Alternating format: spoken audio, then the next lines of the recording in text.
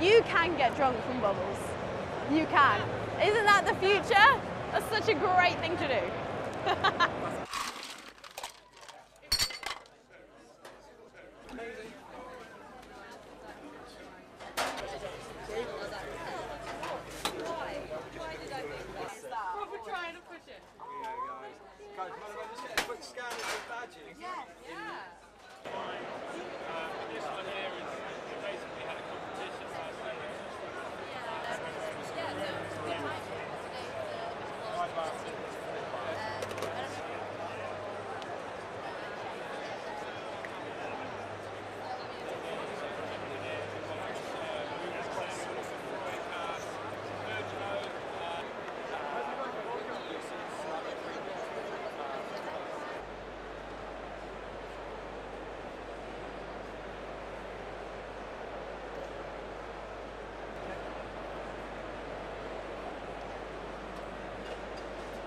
So the weakening pounds made everything 5–10% more expensive, and wine's very price sensitive, so that makes quite a big difference.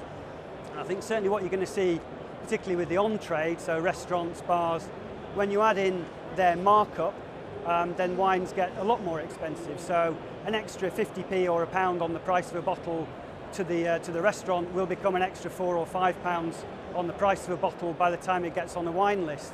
So what people are doing is they're either selling the same wine but more expensive, or quite a few of them are, if you like, changing the wine for something that's the same price as it was before Brexit, but is less good.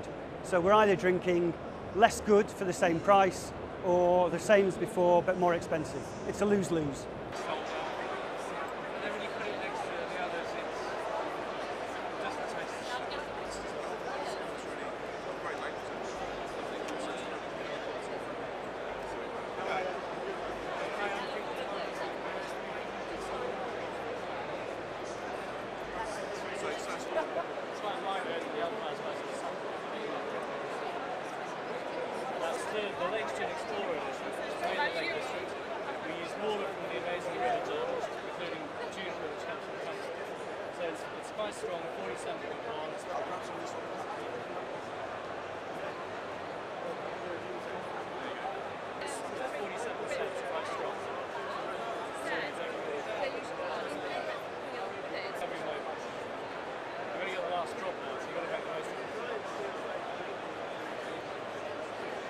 I think it's mixed. It's the uncertainty is probably the main issue, and that the UK, particularly with gin, sales have been very strong the last year.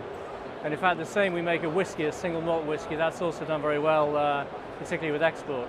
So at the moment, the market is relatively buoyant, but it's more a matter of the uncertainty in the UK, which might affect our customers' developments, and therefore it could not allow the market to grow as it otherwise would.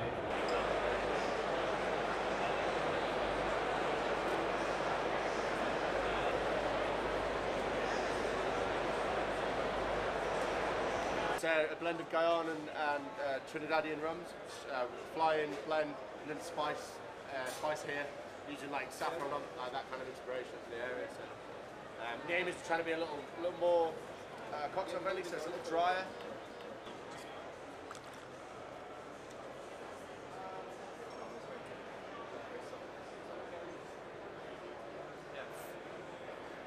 You can't make rum in Britain. It's incredibly difficult. Don't have the temperate climate, don't have the sugar cane, and getting sugar cane as fresh and as quickly as possible is vital to making good rum.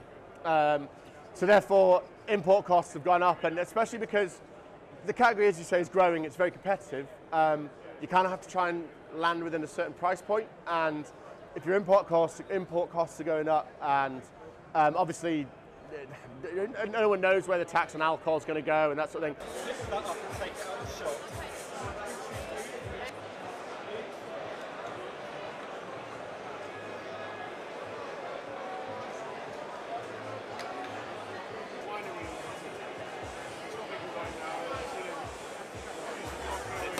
Opportunity, I guess, for Brexit lies in the weak pound. So export is something that we're already considering, and having only been in the gin market for 3 or 4 months now, and with the weak pound, obviously export looks that much rosier than perhaps it would have been before Brexit decision. But I think if you look inside, there's some wonderful photography, so let's have a look at that. Yes, there's some fish, I can see, and a little bit of meat there. Okay, brilliant, thank you. Vegetables and salads. Well, dropping the pound has been absolutely catastrophic for wholesalers and customers alike. We've lost about 16 cents again, on the euro since in the last year. It has a double-edged sword effect, so obviously the imports, they go massively up in price, and wholesalers now have run out of currency reserves and the ability to shield customers from that currency fluctuation. But on the same token, it does make our domestically produced products more attractive to the continent, and so therefore increases demand within the UK market for British products, and again that has an upward inflationary effect on price.